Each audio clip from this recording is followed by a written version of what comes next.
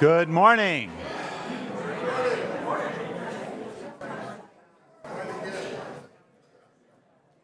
Good morning. And welcome to the Unitarian Universalist Congregation of Greater Naples. It is great to see you here in the sanctuary who understood the time change and were able to meet it well. Thank you for being here. And thanks for you online who maybe didn't quite were able to get up this morning, but found your way to your computer. And welcome to everybody out there in the sanctuary, in the patio. Great to see you out there. Good morning. My name is Tony Fisher. Always grateful to serve this congregation as minister. This morning, I'm especially grateful that we have an exceptional guest musician with us this morning, Fernando Lopez Flores. Welcome, Fernando. Fernando immigrated to the U.S. 6 years ago from Bolivia to pursue a degree in piano performance at Florida Gulf Coast University, and is currently an international graduate student and graduate assistant in the Masters of Science in Entrepreneurship program at FGCU. Fernando was the visionary behind the international initiative Música para Respirar 24/7, which provided solace and light to healthcare workers and COVID patients through video call concerts during the pandemic. And following that particular endeavor, Fernando established the Music Forest, a naturalistic and musical haven nestled in Southwest Florida's botanical gardens. This unique space fosters connections with musicians and music therapists while promoting sustainability and mental health awareness. As conductor, Fernando founded the Bauer FGCU World Music Ensemble, introducing audiences across Florida to the rich musical heritage of San Ignacio Moxos, Bolivia. And the ensemble is an integral part of the Bauer School of Music curriculum, showcasing significant Hispanic works such as Peruvian zarzuela, El Condor Pasa, and Astor Piazzolla's opera Maria de Buenos Aires. And if you're a listener to FGCU, you might have heard Fernando this past week as he was interviewed for the 3 Song Stories program on FGCU. So welcome, Fernando.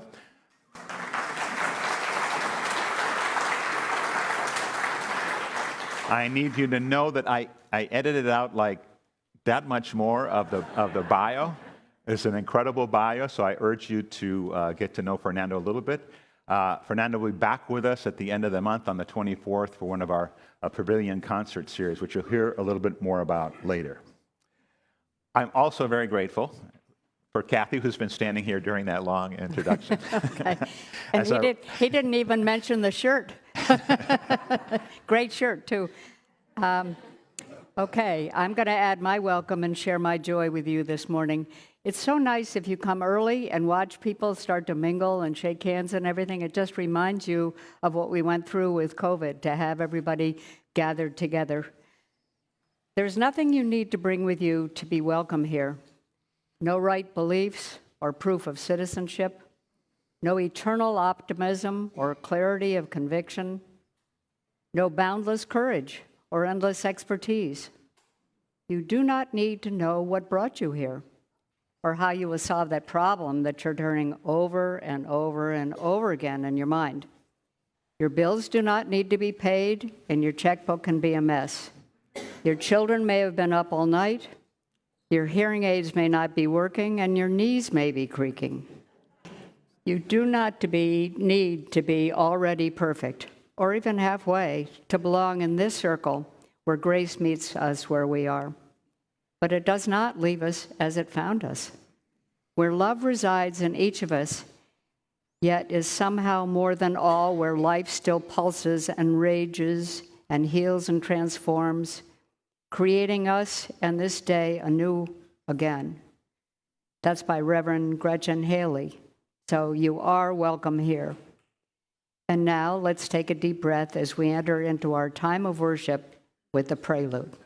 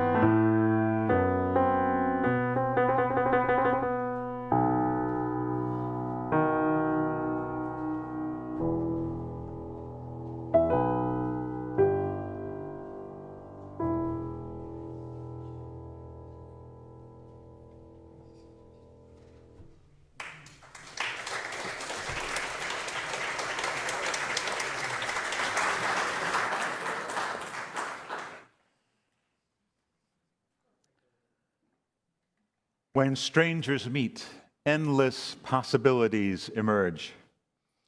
New experiences, new ways of understanding, and new ways of taking action. When strangers meet, each pays special attention to the other. Each is called to serve something larger than the self. Today, this morning, let's light our chalice for openness, for a willingness to grow, for a rich curiosity, and for common purpose. Let's join together in the chalice lighting response. You'll see on your order of service and here on the screen. May this flame stir our hearts and remind us of our vision to be truly welcoming, to grow in mind and spirit, and to widen the circle of peace, justice, and love. And let's rise as you're willing and able to join in singing our opening hymn, number 38 in the gray hymnal, Morning Has Broken.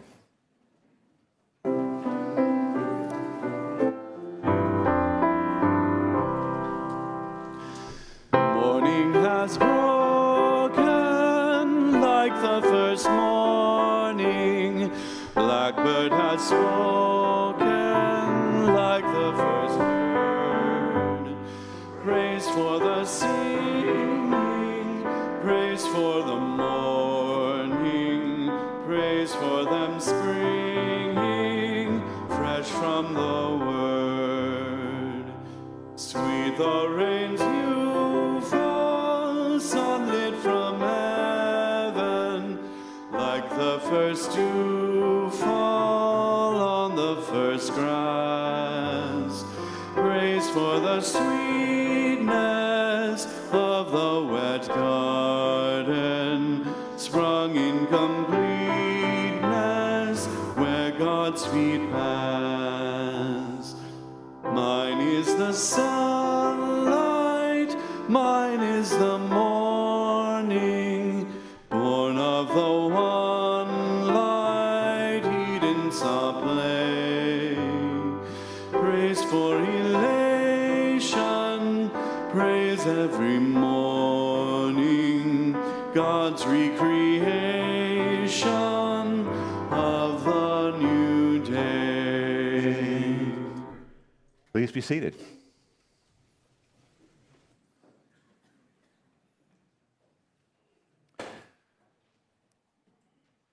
This morning we continue our exploration of transformation. How do we remain open to the possibility of change in a troubling world?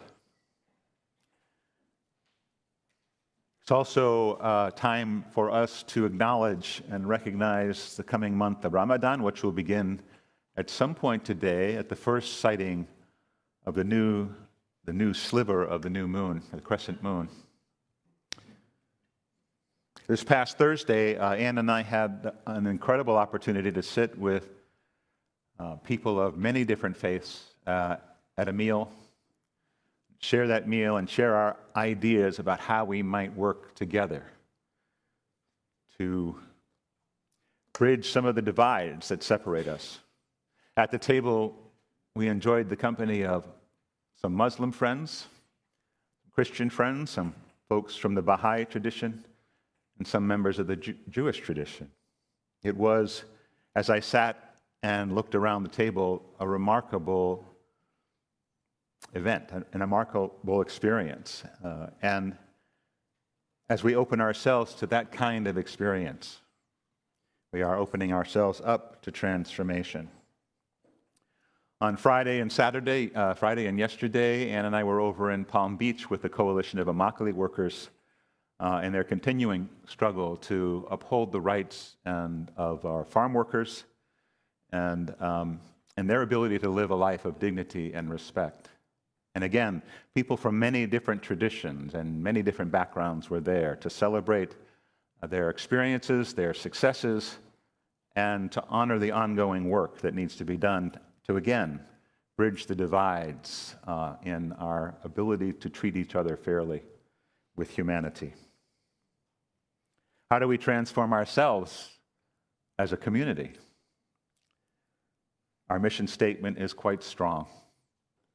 So we need to live into that mission, continuing to seek intellectual and spiritual growth, which should provide the motivation to build that larger community of peace, of justice, and of love. As you all know, I hope, next Saturday we're going to gather together as community to work on both our openness to change and to bring forward our own ideas and share them across the tables to see where we might end up. And to that end, I would like to invite Steve Espinosa to come forward this morning to share a bit of a reflection on the transformations he's gone through, and a little bit about what that means for next Saturday. Thanks, Steve. Thank you, Tony. And good morning, everyone. My name is Steve Espinosa, and I've been a member of this congregation since May of 2013. You might be wondering what the meaning of this bright shirt with the caption that says, "Come dream with me," is all about. And you might see a few others in the congregation this morning that are wearing the same shirt. Maybe, can you all kind of stand up so we can see where you are? Yeah. We're part of what's called our Visioning Task Force, which is all part of our upcoming meeting next Saturday.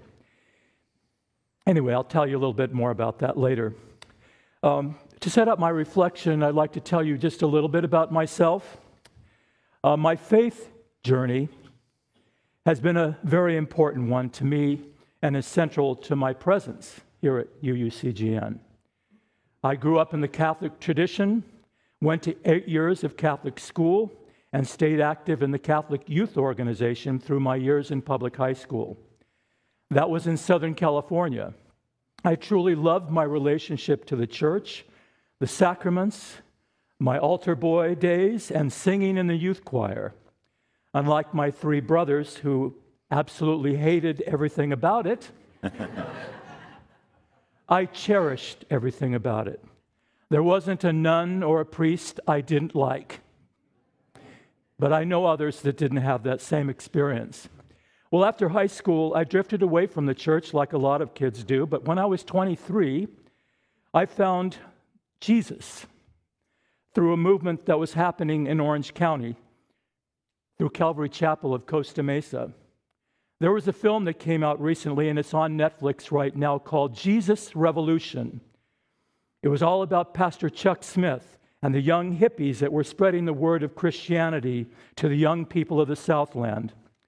I was one of those young people and heard a new message about Christ, a more personal relationship with Jesus, one I never understood through all my years growing up in the Catholic Church. It was a precious time for me as it brought new meaning to my life. At that point, I gave my life to Christ, a born-again experience, you might say, and a bright, hope-filled future. I remained very active in my faith, my new faith, after moving my family to San Luis Obispo, California. I think you might call the big church we were attending in Pismo Beach an evangelical church. Well, many years later, when I was about 37, I went through a major upheaval that significantly transformed my life, yet again. And since we were talking about transformation this month, I really understand what that word means. A pivotal shift for sure. I would never be the same at that point. I found myself out of the church. Yet, through music, I had the opportunity to participate in other churches as a soloist. These churches were Science of the Mind, Christian Science, Seventh-day Adventists, back to the Catholic Church, a Jewish congregation, a synagogue there, and then a Unitarian Universalist congregation. And all were welcoming. But UU is where I found a home. I knew I could bring all of my past experiences with me and also hold on to much of my deeper convictions within the framework of the principles of Unitarianism. So I've had a lot of church throughout my life. But a few years ago, I became fascinated with a Facebook group called Ex-Evangelicals. I was curious to understand the members' reasons and processes behind their departure from their faith, and whether they encountered similar feelings of detachment or loneliness that I experienced during my own questioning period. It struck me that many of them had undergone serious trauma during their early church experiences. It's been enlightening, sometimes quite comforting, as I've never really truly rejected Jesus himself, but rather the institutionalized aspects of the church. I've always been curious about how individuals arrive at their beliefs and how a message of peace and compassion can be distorted and manipulated, often causing considerable pain to its followers. I think we're seeing a lot of that happening right now with this Christian nationalist movement. Well, one day a question came up in the group, and it asked, if you could start your own church, what would it look like? Well, I thought about that a lot, and much of what I came up with was very similar to what we have as UUs, and at UUCGN specifically. I really enjoy the exploration of other faith systems, traditions, and philosophies. It's valuable to our own faith, I believe. And our youth here are given exposure to other cultures and religions. Much like Tony's message about Islam and Ramadan this morning, I'm glad that we acknowledge traditions of those that are our neighbors, and some that could even be present here on any given Sundays. It's just another expression of our welcoming and inclusiveness. Well, getting back to starting my own church, I actually went to ChatGPT, which has been kind of a fun pastime lately for me. And I typed in, I'm starting my own church. What do I need to do?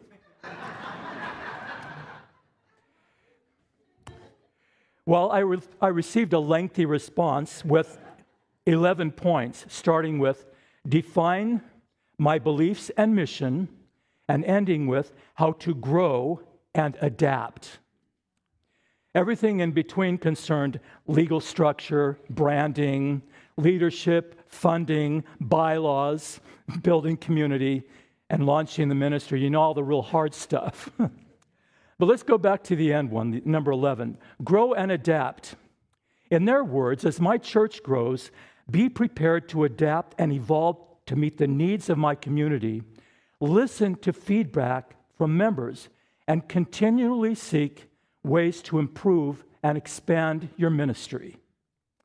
Well, not that we're using ChatGPT's instructions here, but that is exactly what we're trying to accomplish with our March 16th all-congregation visioning workshop. Reverend Tony recently did an interview with a local magazine. The title was Embracing Common Values. It begins something like this. Dreaming together of a more beautiful world our hearts know is possible requires a shared foundation of values and principles. As a democratically organized institution, the Unitarian Universalist Congregation of Greater Naples dreams together about the probabilities of a future with the entire congregation participating to make sure it is moving forward. It's a beautifully written article and exemplifies everything we're about here at UUCGN, and is an open invitation to the outer community who are seeking a place just like ours.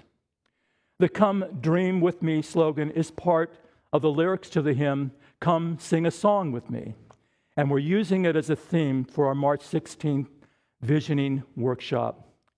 Now, if you were to look at an organizational chart of this congregation, you would see that we, you and me, the congregation itself, sits at the top. The board and the minister are here to help make our vision a reality, and they are asking for our input. This workshop provides space for everyone's voice, and we absolutely need yours. It promises to be a really fun and energizing day, and if you haven't already RSVP'd to the office, please do it right away. It's next Saturday, and we want to know how to prepare the space. And we're serving lunch and lots of other goodies to help you along during the day. So Won't you come and dream with me? Thank you very much.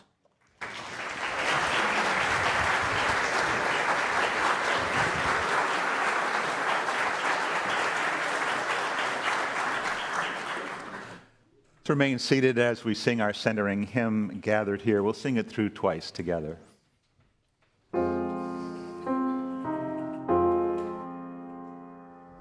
Gathered here in the mystery of the hour, gathered here in one strong body, gathered here in the struggle and the power, Spirit draw near. Gathered here in the mystery of the hour, gathered here in one strong body, gathered here in the struggle and the power, Spirit draw near.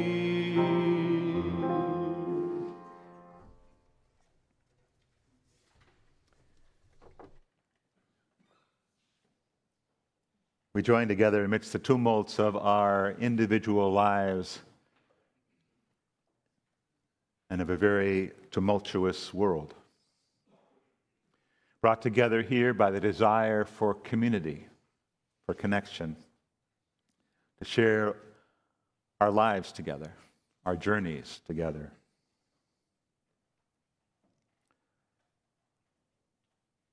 In this moment, on the brink of the holy month of Ramadan, we struggle as a people to understand the violence of war, to understand the decisions that can be made that bring about the deaths of so many innocent people. It's almost too much for us to comprehend, too much for us to deal with individually. So much grief, so much pain that we often try, maybe too much, to deflect.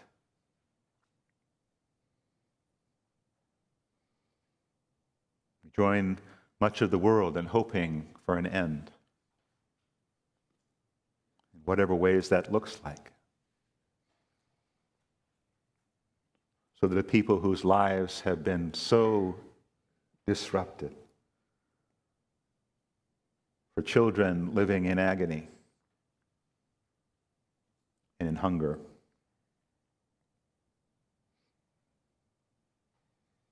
we struggle in our own comfort to feel.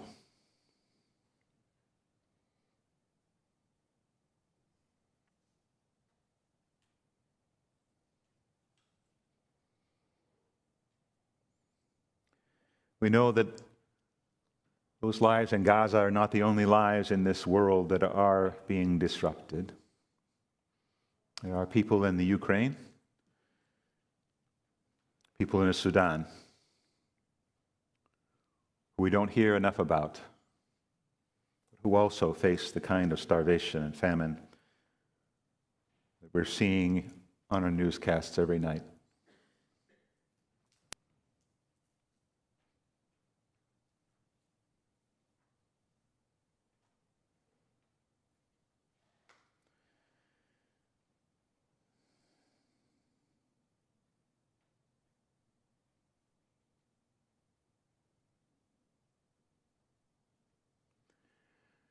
And yet our individual lives go on. Our own joys and sorrows, our own ups and downs keep happening. And how we make sense of it all, I hope, happens here, at least in part. If you have a personal joy or sorrow you would like to share this morning, I hope you'll raise your hand. Bring you the microphone. Tell us who you are and briefly what's in your heart. joys and sorrows.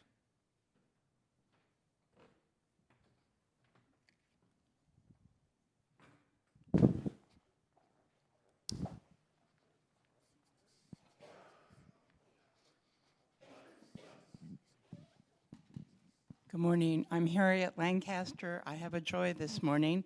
I have two Unitarian friends here from Maryland. Barbara and I go back to when we were young professionals at what was Department of Health, Education, and Welfare in a long time ago. We were maybe 24 when we met in the 60s, yeah. And Scotty was a professor at Loyola of economics, and I'm just so happy to have them here. Welcome, Barbara, Scotty. Great to have you with us.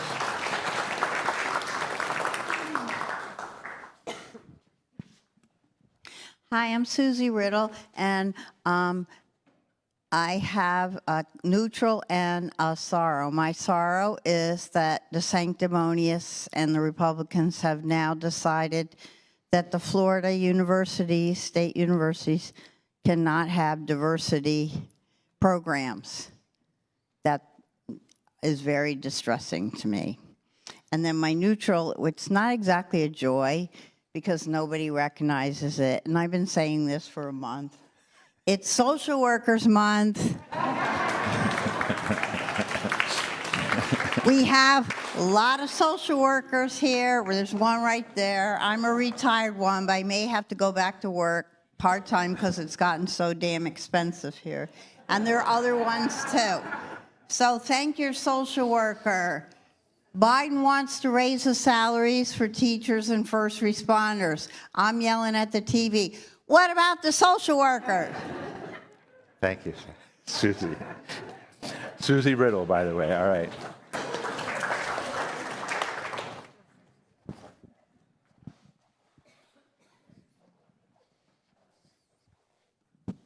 I'm Melanie Wicker. I have a joy. My sister is visiting here from Colebrook, New Hampshire.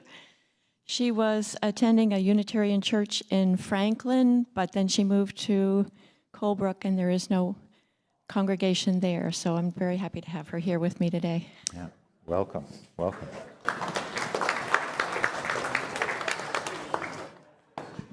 Good morning, I'm Ray Eddy.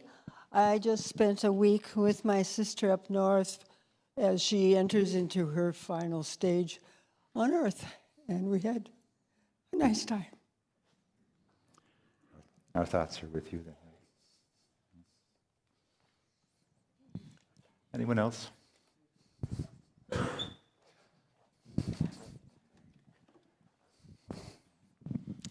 My name is Dennis Naiman.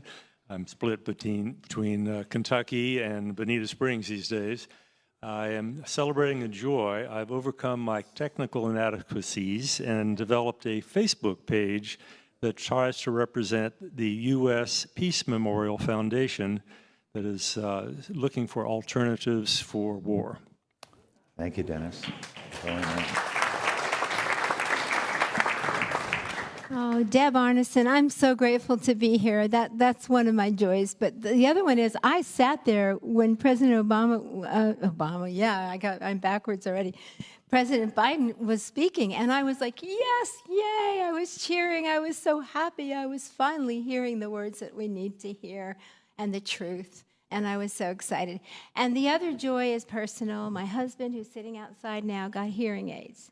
He kept saying, oh, I don't need the expensive ones. Oh, no, I don't. Oh, and then, then the old ones died. And so he finally went, and he can hear.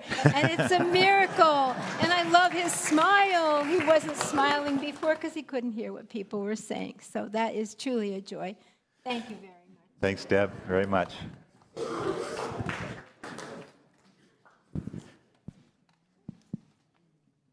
Hi, I'm Daryl Manning, and this is a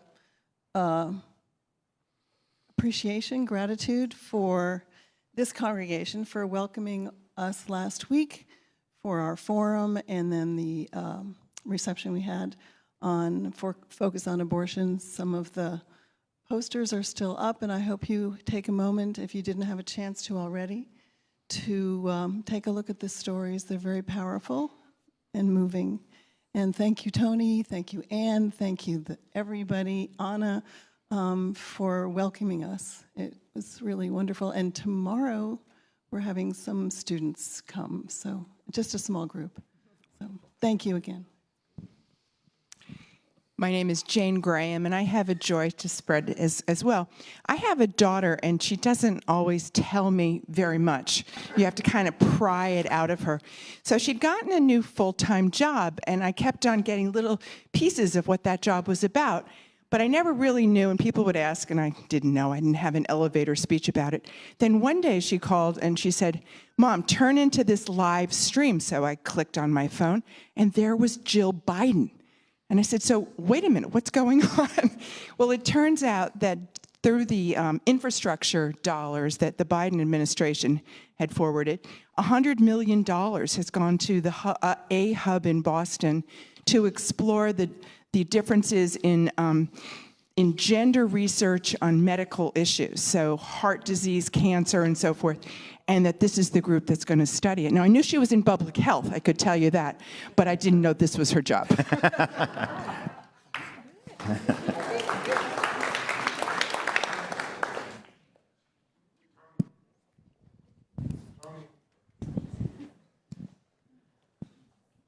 I'm still Kathy Summers. Excuse me. We have some friends in our community who have been there just about a month, and he has lung cancer, and now he's developed pneumonia, so they have to fly back to Detroit, and we haven't even seen them, so it's a great sorrow to me. So I hope you'll keep Alan in your heart.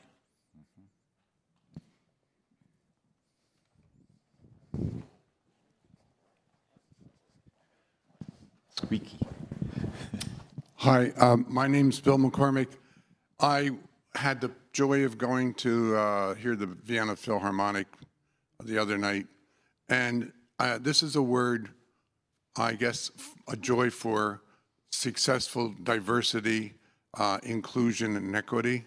If you looked at the Vienna Philharmonic when Leonard Bernstein was just conducting back in the 60s, you wouldn't see any women. When they came on stage in Naples the other night, I think half of the orchestra is women. And what is amazing is that the first violinist, the concertmaster, was a woman. I don't even think she's 40 years old. But for those people, back in the 60s, when the Vienna Philharmonic and the Berlin Philharmonic were all controlled by men, the idea was you could never get women in orchestras like that. But the Vienna Philharmonic is as good as it's ever been, and I would say that's a good word for diversity. It just shows you, just in medicine and everything else, where diversity actually enriches the profession. Thank you.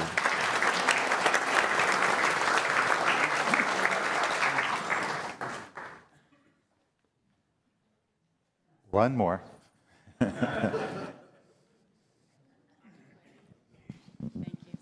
Hi, I'm Missy Cowan, and one of your ushers for today. And I just wanted to simply say, express my gratitude for being a part of this congregation. And I'm pretty involved in a number of things here in the church, among which is ushering. And I've always looked at it as a way for me to express joy to you as you come in the door. But I have to say today, I got greeted by 180-something people, and I am so energized and filled with joy, so I want to thank you all for that. Thanks, Missy.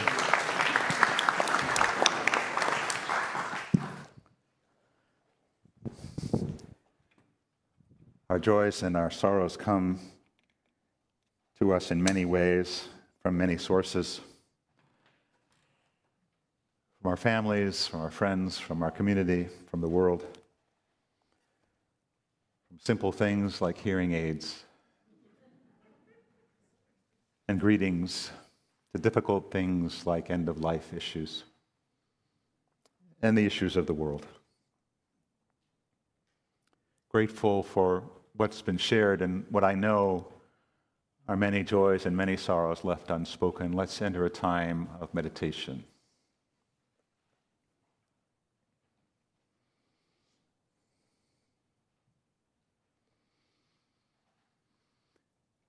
Beloved children of the oneness of many names, you who cover the land in numbers greater than the stars, I petition you, I pray to you,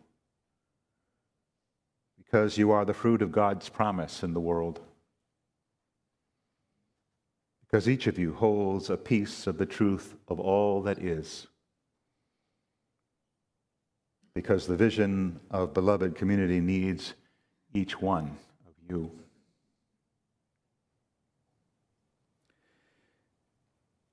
And this is what I pray.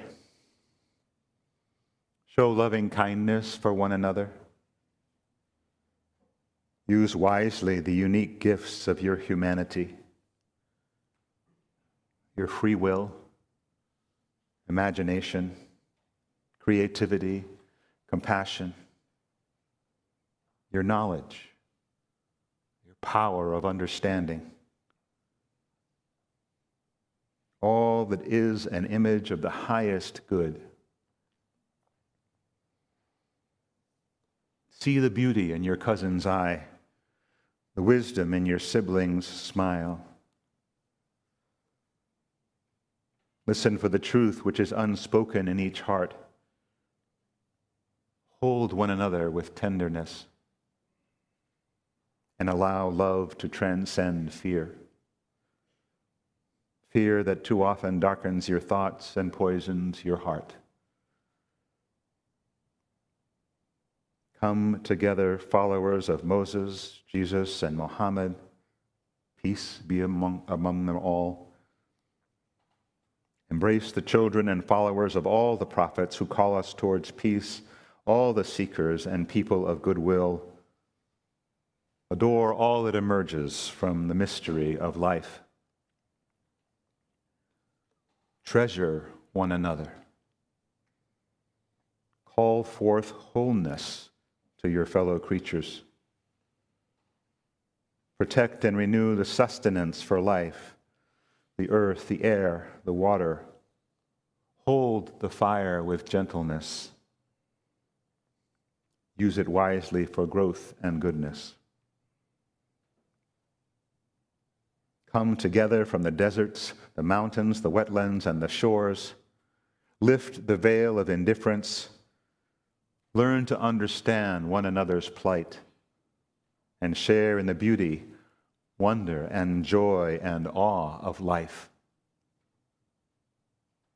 Love, mercy, and kindness, and walk humbly with one another and with all creation. Love your neighbors as you love yourself. Give to others the full measure of your goodness, so they will give you the same. As you honor the covenant of your traditions, may you also covenant with all people of goodwill, a covenant of love, compassion, humility, generosity, gratitude, and celebration. May it always be so. Peace. Shalom. Salam. Blessed be.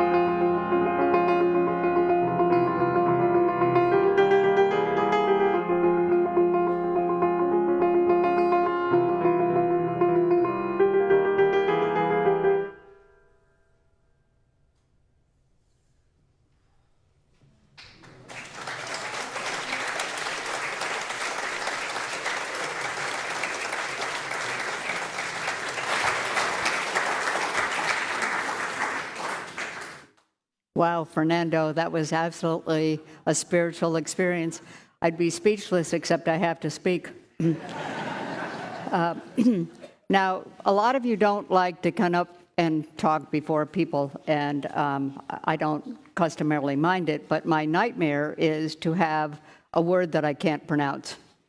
And so now I have a Muslim here, and his first name is Summer, and I've been doing that for 58 years, but his last name is El Bayete. Did I do it? He is a Muslim of Iraqi descent with extensive experience in leadership development, strategic planning, multiculturalism, curriculum development, organizational development, interfaith dialogue, and conflict resolution and mediation. Here's what he has to say. Many years ago, I experienced a serious crisis of faith. I felt buried by pain and suffering, and I wasn't sure if I would ever dig my way out to see the sunrise again. This crisis of faith took me on a journey to find myself and to come to an understanding. In my suffering, there was a holy and sacred space. Since the Prophet Muhammad first received a revelation of the Quran in the cave of Hira, Ramadan is a celebration of this fact. I tried to embrace my crisis as an entrance to a cave that the divine had opened up for me. All I needed to do was to enter, seek refuge, and this I did. It's always a challenge to feel a sense of the holy when I go through difficulties. But it's at this exact time that I need to find more time for prayer, study, and meditation. When the holy month of Ramadan approaches, it becomes a beautiful reminder to return to myself and remember who I truly am and what the divine is calling me to become. To return to myself and remember who I am so that I can be called to become. Ramadan is a time of going deeper into a spiritual oasis, like entering a cave for a few hours while I fast from bodily nourishment. It's an invitation to pause for a whole month while I find spiritual awakening by studying the Quran more deeply and performing embodiment prayers 5 times a day. It becomes a holy retreat from the mundane, even in the midst of the ordinary. For 30 days, I fulfill my spiritual needs as if I'm in great hunger for the divine spirit, and hopefully I emerge from the cave transformed. This holy experience is the healing. This sacred time is an abundant act of love. And this is what I seek each year during this most blessed of months, so that I can answer the call of the divine spirit. What if I were to find spiritual nourishment by entering whatever doors opened up to the divine spirit on a daily basis? What if each day I awakened and began it in theological reflection or praising the name of the divine each morning and evening? Who would I become?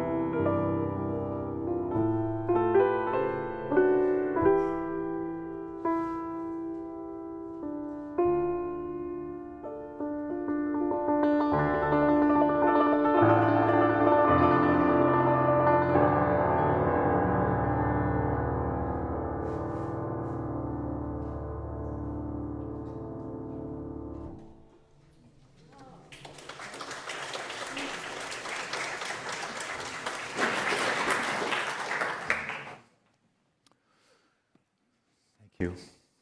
March 24th.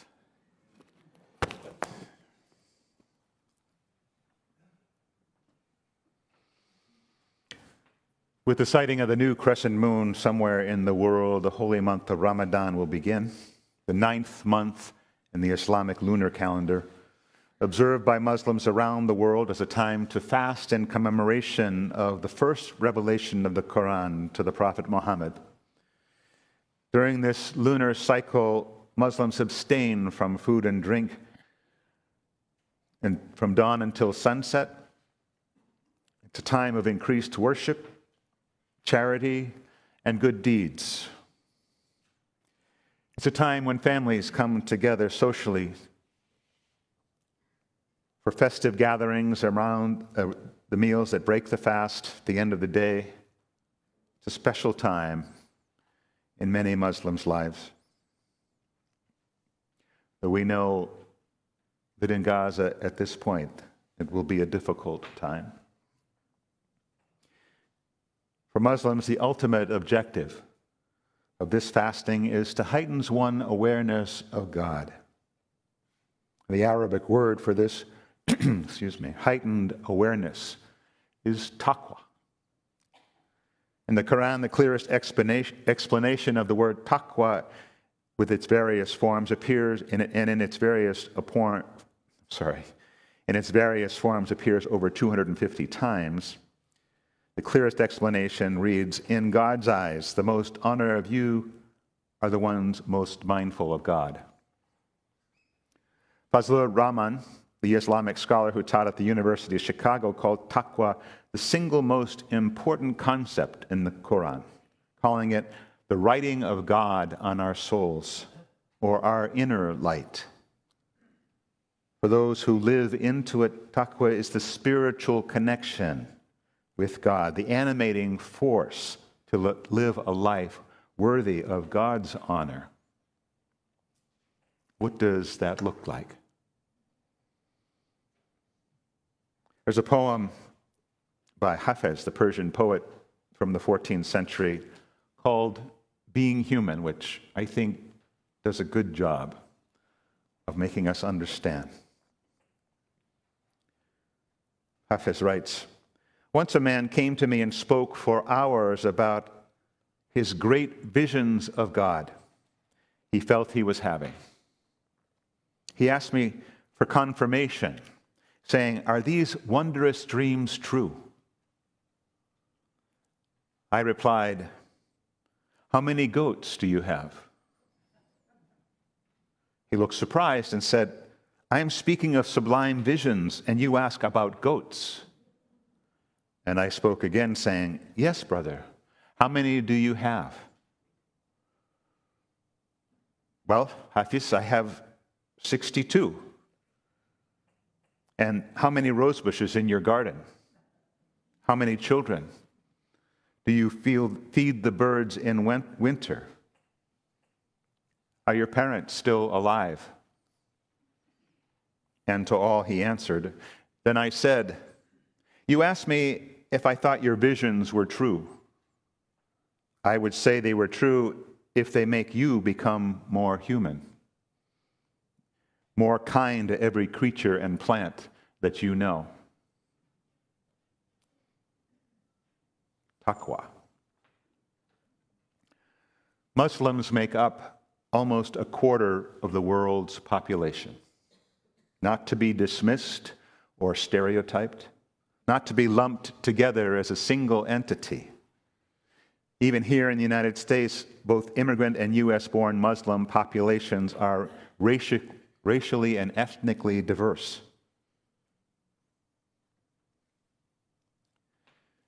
The largest concentration of Muslims in the world is not in the Middle East, but is in Indonesia, followed by Pakistan, India, Bangladesh, and Nigeria.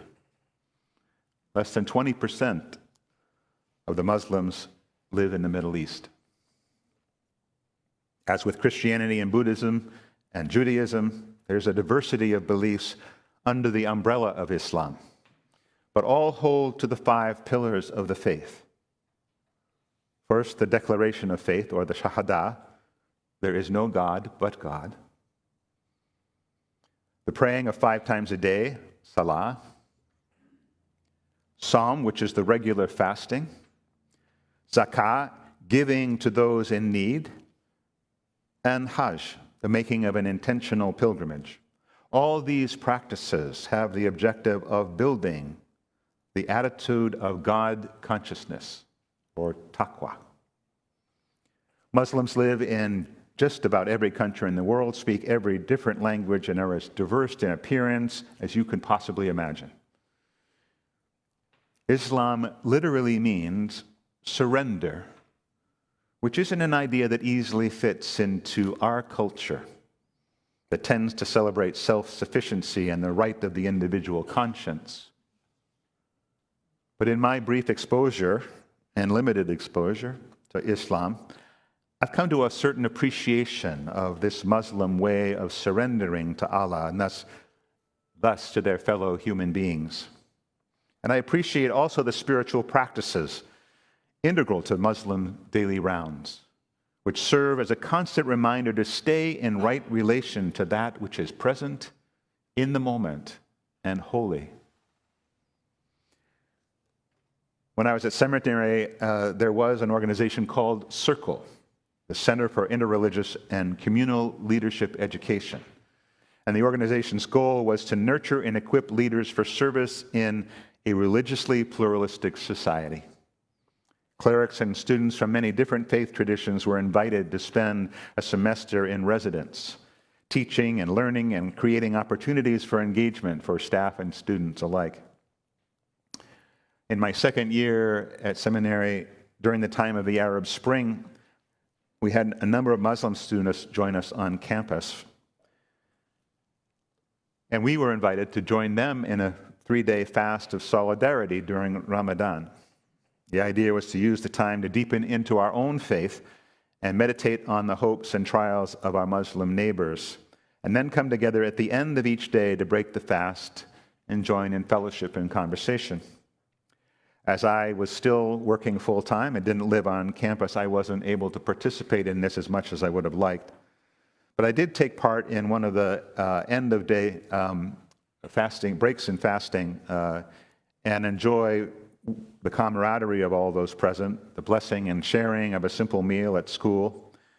Our guide through that evening was a young Pakistani graduate student from the Islamic Seminary in Dallas who provided the blessing and shared stories from Ramadan of his childhood, much like the reading this morning. He remembered the anticipation of seeing that first sliver of a new moon that would signal the start of the holy month, and the special foods that his grandmother prepared. He remembered feeling very grown up when he was first allowed to stay a week to read from the Quran. He especially remembered the family gatherings and how the holiday feeling and the fasting seemed to intensify the family's time together, making it better, especially when they were able to take what they didn't spend on food for the month and purchase much-needed items for those in their community who were less fortunate. Well, we understand that Islam holds itself as a divinely revealed religion whose roots are contained in the Quran and the traditions begun by the Prophet Muhammad.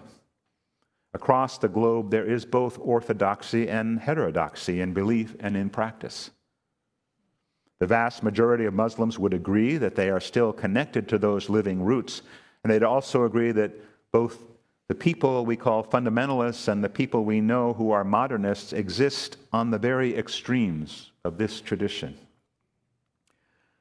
Syed Hossein Nasser, professor emeritus at George Washington University, writes, "The norm in the Islamic world even today, despite all the political tragedies that have befallen it, is not what many in the media and popular literature in the West claim. It is not religious extremism or fundamentalism, nor is it secularized modernism. They are the extremes. At the present juncture of human history, it is of the utmost importance for Westerners who seek understanding and goodwill to clearly comprehend the norm with respect to which all forms of extremism are measured. And it's important to distinguish authentic knowledge of the subject matter at hand from ideologically distorted accounts of it. In other words, we need to learn. We need to be open to learning and to be transformed by something we don't necessarily understand. And what I wish to say as we honor our brothers and sisters celebrating this sacred time is that Islam has much to teach us in both its broad context and in its practices. It's good to be able to articulate that which is most holy and important to you. It is helpful to meditate and go deeper, continuing to ask of yourself, why do I hold these things as important? And what does it mean to the way I live my life? It's good to practice self-denial every once in a while and find, if you can, a certain humility in the blessings that you do have. It's also good to share those blessings with others less fortunate, perhaps even to the point of an occasional discomfort. And it's good to make a pilgrimage at least once in your life to somewhere meaningful only to you. I'll close this morning by borrowing from Unitarian Universalist Muslim Summer Abiyeti from the reading this morning, a paraphrase. What if we were to find spiritual nourishment by entering whatever doors opened up to divine spirit on a daily basis? What if each day we awakened and began in theological reflection, connecting with what we feel, what we find as greater than ourselves? How would we be transformed? Who would we become?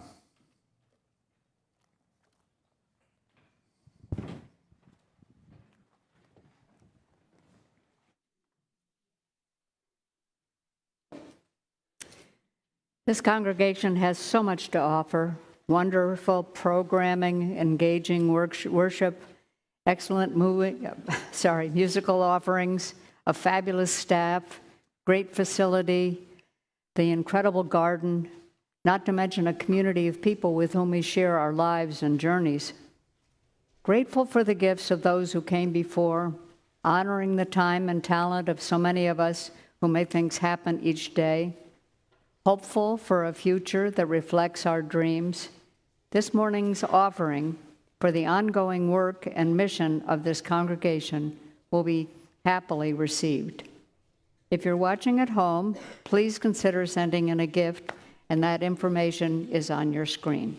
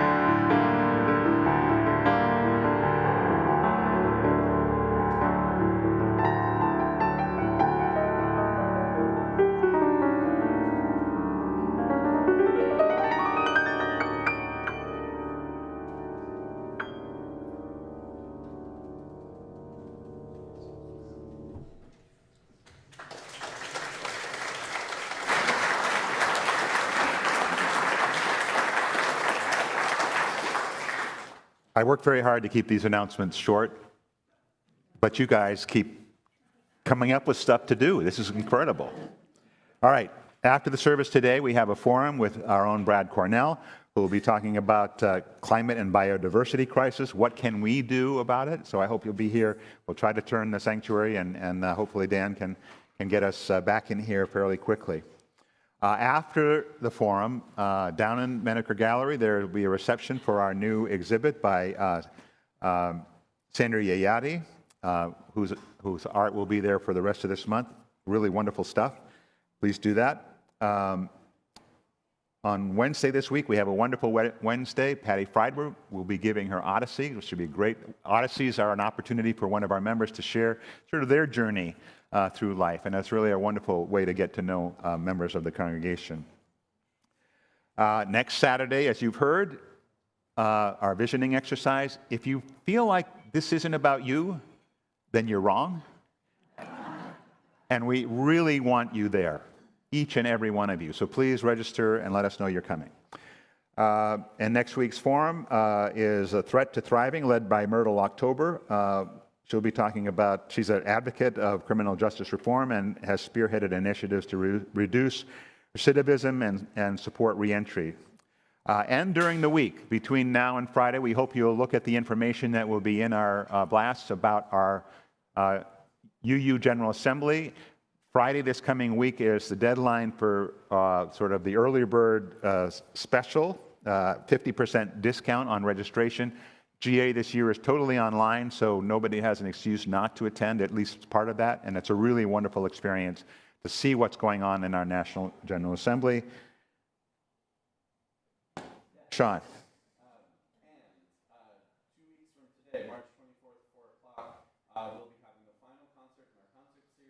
With a program entitled Cultures in Concert, presented by Fernando Lopez Flores.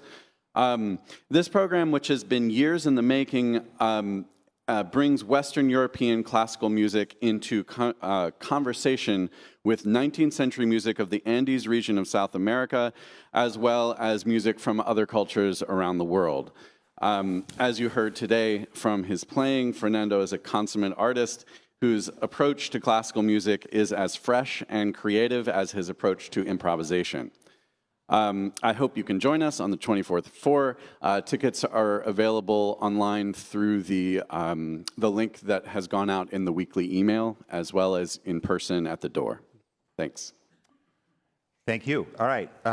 Because I know you'd rather hear Fernando play a postlude than sing a song, I don't know. I'm not going to even ask for hands.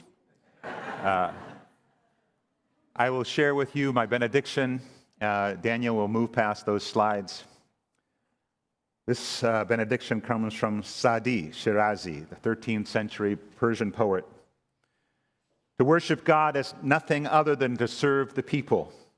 It does not need rosaries, prayer, carpets, or robes. All peoples are members of the same body, created from one essence. If fate brings suffering to one member, the others cannot stay at rest. Let us always seek connection across differences and know the pleasure of service to all. Please remain seated as we have a postlude.